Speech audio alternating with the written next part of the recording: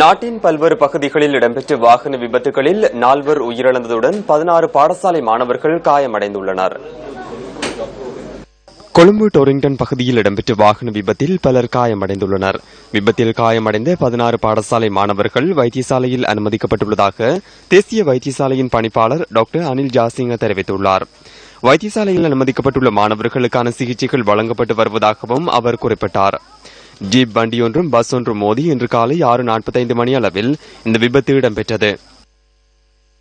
குருநாகல் கண்டி வீதியில் இடம்பெற்ற வாகன விபத்தில் 3 உயிரிழந்துள்ளனர்.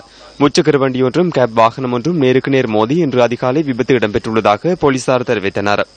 விபத்தின் போது முச்சக்கர வண்டியில் பயணித்த 3 பலத்த காயமடைந்த நிலையில் குருநாகல் போதனா வைத்தியசாலையில் அனுமதிக்கப்பட்டதன் பின்னர் உயிரிழந்துள்ளனர். விபத்து தொடர்பில் கேப் வாகனத்தின் சாரதி கைது செய்யப்பட்டுள்ளதாக போலீசார் தெரிவித்தனர்.